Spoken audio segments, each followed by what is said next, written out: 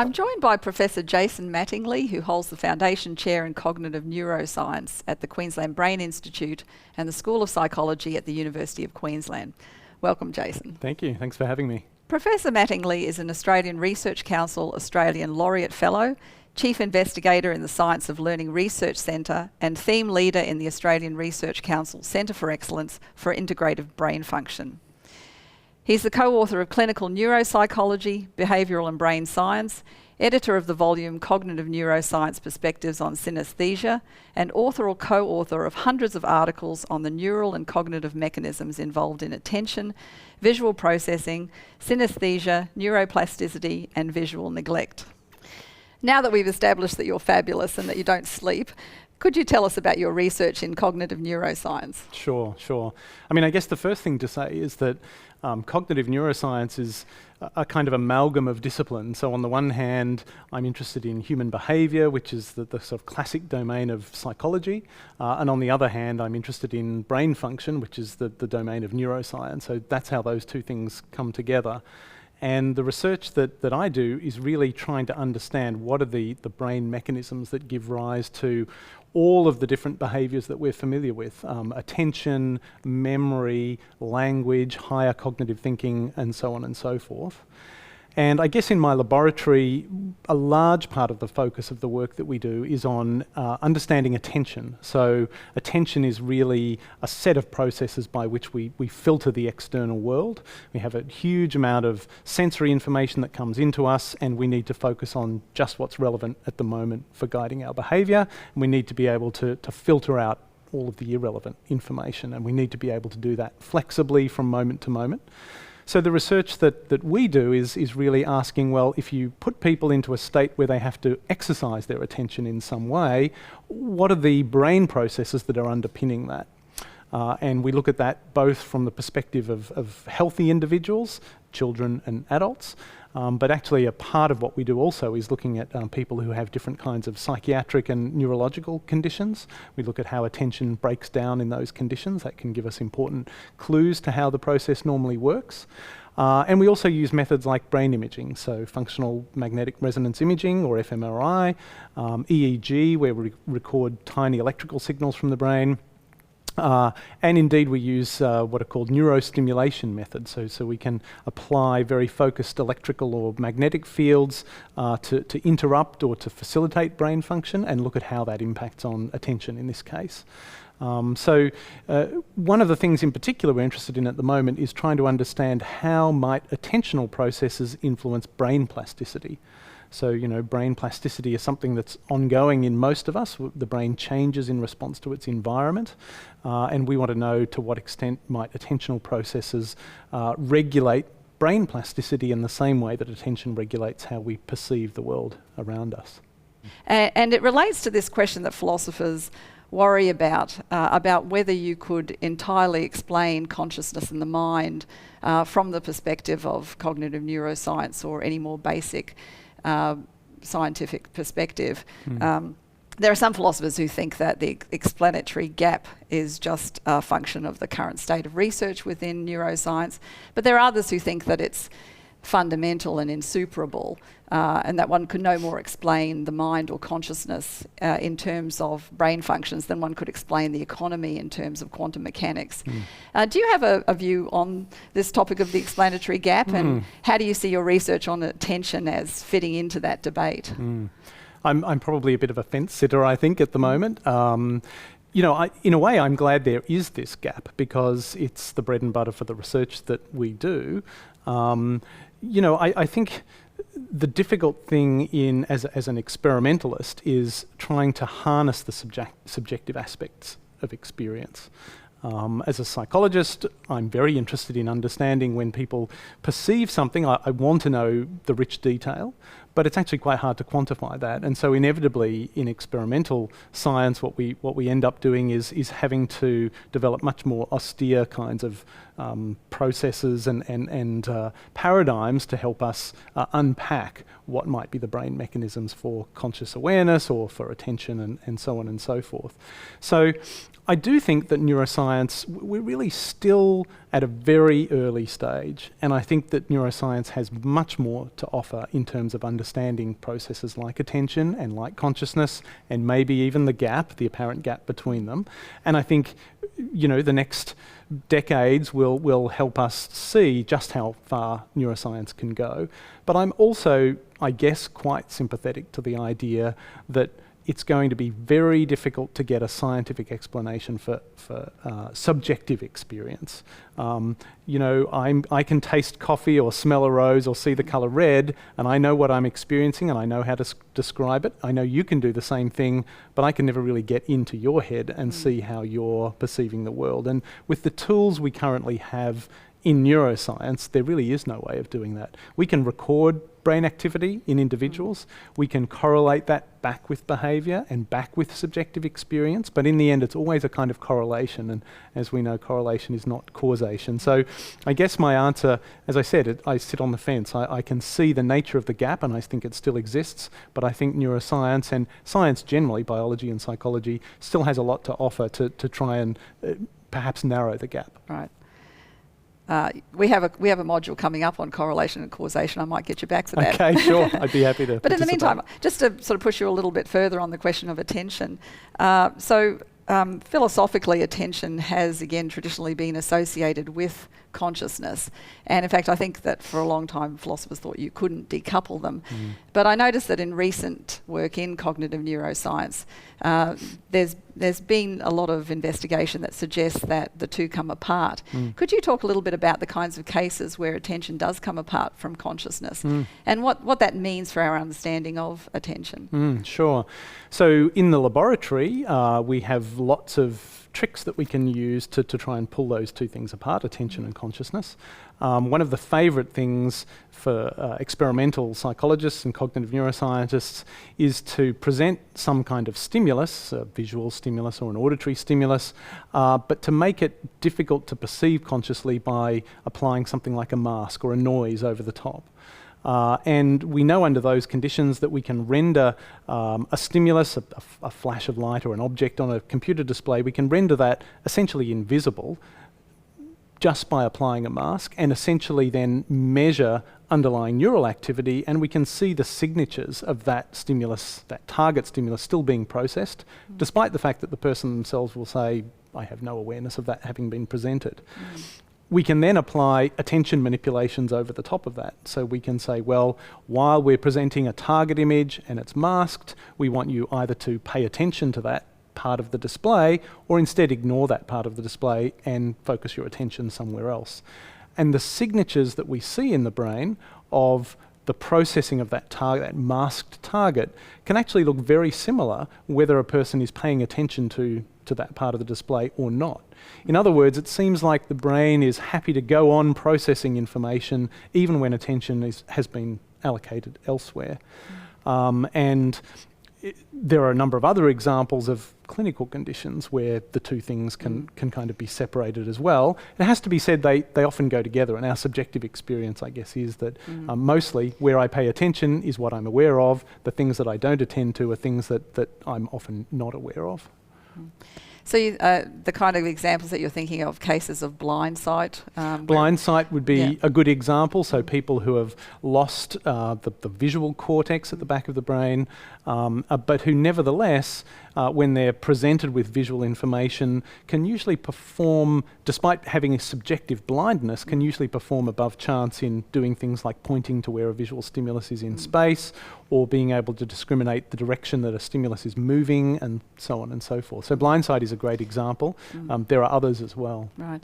And in blindsight, it's possible to orient attention even to the blind field, isn't it? Below the threshold of consciousness. That's right. So flashing something that would normally be attention grabbing for most of us, but flashing that thing into the blind field, and you can verify that the person, the participant in the experiment, has no awareness of that stimulus at all, but nevertheless, that thing seems to have cued attention in the same way that we would expect to see in someone who's normally sighted. Do you think of attention as largely endogenously influenced or exogenously influenced? Is it influenced by other factors inside the person?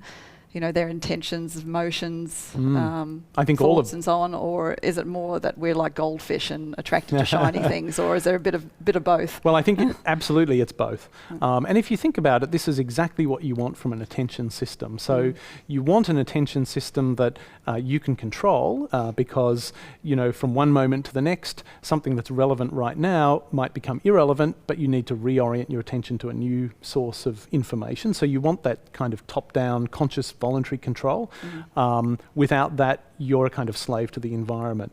But on the other hand, you don't want a system that's completely locked into that voluntary control. So if I happen to be daydreaming about something, or perhaps we're crossing the road together and we're deep in conversation, and I step out onto the road and suddenly there's a car horn, I want to be able to break my concentration and reorient my attention to the threat, which is the car that's about to run me over. So you need a balance between both of these sort of top-down voluntary control factors, but also the bottom-up factors that break you, snap you out of your reverie, as it were, and bring you back to the real world in the here and now. And actually a lot of clinical conditions that involve attention deficits come about because of a breakdown of the balance between those two things. So each one by itself is relatively intact, but the way that they interact has become impaired in some way. Those kind of cases suggest a very close link between attention and emotions. If you're moving through your environment and they're all, think of all the things you could pay attention to, but you've got a Greyhound bus bearing down upon you, a little bit of, fear or paranoia goes a long way in such a context. Do you think there is a close connection between emotions and attentional mechanisms? I'm sure that's true, yes. And there's a whole field of research that really focuses on that link between affective states, emotional states, and how people attend.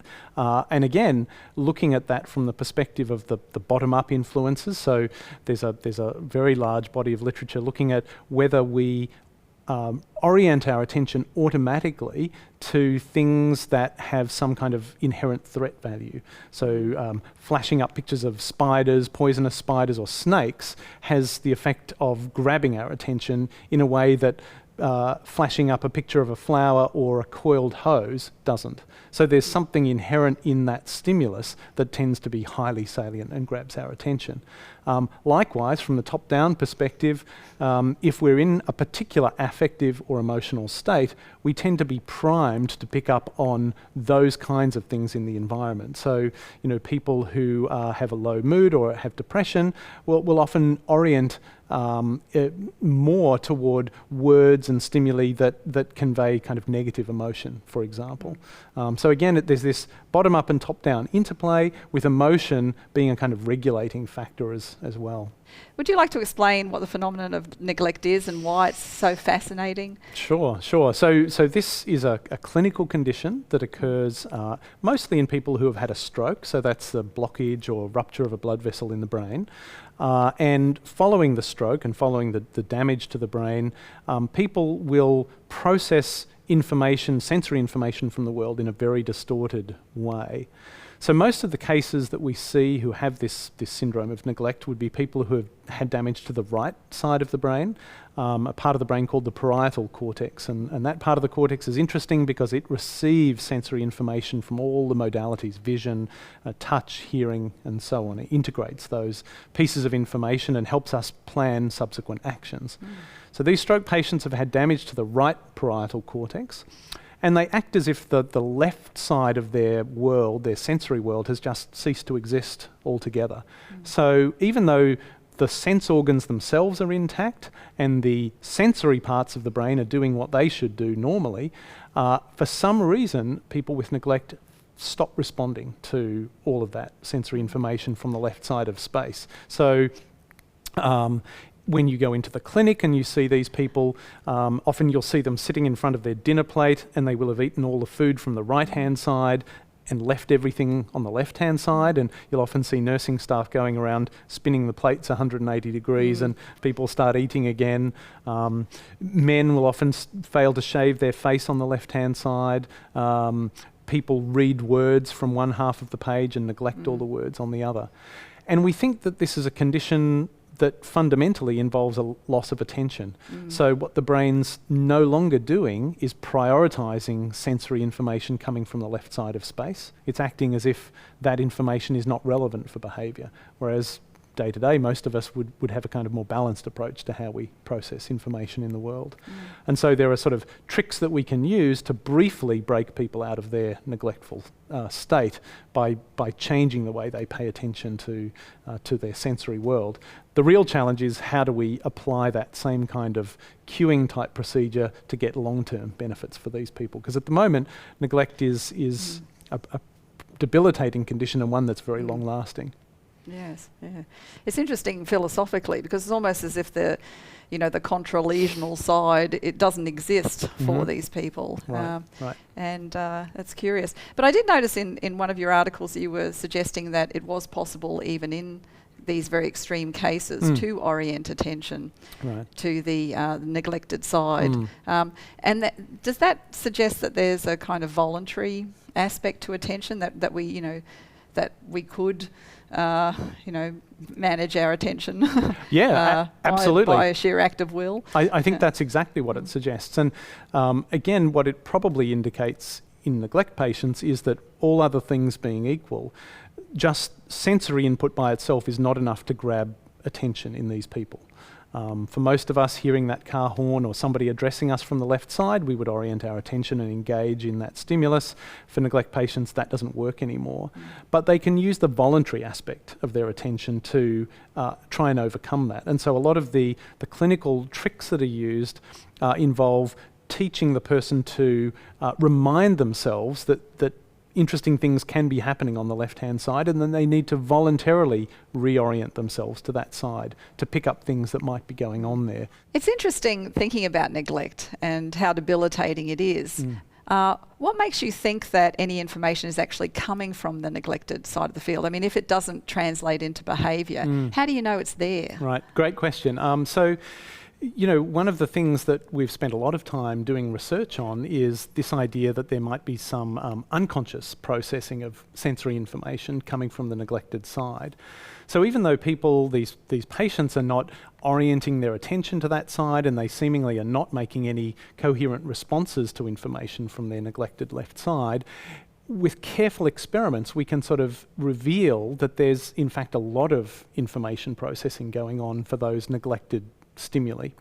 And there are a range of really nice experiments that have been done. A classic example from a group in Oxford was they had a patient with left-sided neglect looking at pictures of houses, so pairs of houses, one above another, and one of the houses had flames emerging from the left-hand side. And so the first part of the experiment was to ask this left-sided neglect patient, well, look at the two pictures, are they the same or different? And of course, because she neglected the left side, she didn't notice the flames, and she said, well, they look the same to me. And they then asked, well, if you had to choose one of those two houses to live in, which one would you prefer? And very consistently over many trials, this patient chose the house without the flames as the one she'd prefer to live in. And it seemed like a very strange task to her, very arbitrary. Well, the houses look the same. Why are you asking me to choose the one I'd prefer to live in? But nevertheless, there was obviously some information from that left-hand side that was getting into the system and, in a kind of indirect, unconscious way, guiding her choices. And so that same kind of evidence for unconscious perception has been replicated in many other contexts. And as I say, what's clear is that the basic sensory parts of the brain are still doing their job just fine. They're receiving visual information and auditory information and touch information. But when that information is then sent on to these higher cortical areas, like the parietal lobe that's damaged in neglect, it's getting lost at that point. So there's actually quite a lot of unconscious or implicit information extracted, but it just doesn't reach that aha moment of, now I see what's in front of me. And that's one of the real mysteries. What is that? What do you need to reach that aha moment of, I'm aware of what's in my environment? Yeah. If there's so much unconscious visual processing going on, presumably that's true in all our cases, right? And you would think it would have to be, otherwise the cognitive load would be enormous if we had to actually pay attention to everything that we were perceiving around us. But it does raise the question, what exactly is the function of consciousness? I mean, if all that processing could go on in the dark, why do we need consciousness? Right. Why aren't we all just zombies? Yeah. Yeah. I didn't want to mention it, but since you've gone there, fine. That's right. Well, I guess it's kind of popular topic, and zombies are pretty popular in culture at the moment. Look, I don't know the answer to that. I think it's an important one, and you would assume that in the end, from an evolutionary perspective, evolutionary pressures work on overt behaviours. So one would assume there's something that conscious behaviour offers us that can be selected for in some way. Now, whether that's that we need consciousness for sort of higher cognitive processing, it's something that we often think is pretty unique to humans, the ability to take separate sets of information and integrate those to come up with some sort of new and unique or novel answer. Maybe consciousness is what you get when you focus on information processing at that sort of integrative level. That's one sort of hypothesis, and I guess there are people in the field who would say information is the important aspect of consciousness. People like Giulio Tononi, and there are others who say consciousness is just a kind of byproduct of the amount of information that you need to integrate, and the human brain is the most complex kind of computing organ we know of, a computing system we know of, and that's why we get consciousness out of that as opposed to our desktop computers or our iPads. So it's more related to executive functions or higher order thinking, or, I mean, if you think about just generalizations, thinking at a very general level, which is fundamental to knowledge making, then consciousness seems to be essential to those kinds of functions. Yeah, I think that's probably true. And, I guess we could look at cases like sleep. So that's a separate active brain state when we fall asleep, and the characteristic of sleep for most of us is we lose consciousness. Again, we know in sleep people can still process basic sensory information, but what we don't seem to be able to do is engage in that higher cognitive reasoning. So again, you sort of see pointers to this idea of information integration as being important for consciousness. When we fall asleep, the one thing we lose, or the thing we lose first, is the capacity to integrate information. So that might just be a coincidence, but I think there's probably something in that. Besides, it's more fun, and as Dr. Seuss said, fun is good. Right, I agree. Yeah. I'm going to go out there a little bit and ask you about what you think the relationship is or could be between study within philosophy and study within cognitive neuroscience. Do you see much intersection between the kinds of research being done in both fields? I think there are really obvious ways in which those two disciplines can come together. And I think, in cognitive neuroscience, we can benefit enormously from a kind of philosophical stance on problems. Often when you're focused on empirical issues, it's very much the here and now. And really what we need from philosophy is people to come in and say, well, what are the broader implications of what you're saying? Is it logical to attribute, for example, a perceptual state to a particular part of the brain? One of the techniques I use is brain imaging, functional brain imaging. And what we tend to do is fall into a trap where we will say, we've had a person with their brain scanned looking at a visual stimulus like a face. This part of the brain was active when the person perceived the face. Therefore, this part of the brain must be the face processor. It's a very localizationist kind of approach. And while that might be true, maybe it's not true, and often it takes somebody who's stepped back from the problem to say, well, is it necessarily the case that every part of the brain has a localized function, and that by simply showing people categories of stimuli, you'll be able to sort of identify each of those functions and piece them together into a jigsaw? So I think taking that sort of critical philosophical stance is really important for empiricists, and hopefully there's some flow the other way around. Hopefully people who are collecting data are providing good material for philosophers to be contemplating and thinking about. Yeah, well, I certainly think that's been true for many centuries in philosophy, despite prejudices against this idea. Philosophers have been very receptive to changes within scientific research and paradigms and so on, right back to the 17th century at least, when a lot of the philosophical changes were in response to changes within science and the scientific revolution. Jason, this has been a terrific discussion. Thank you so much for your time. That's a pleasure. Thank you.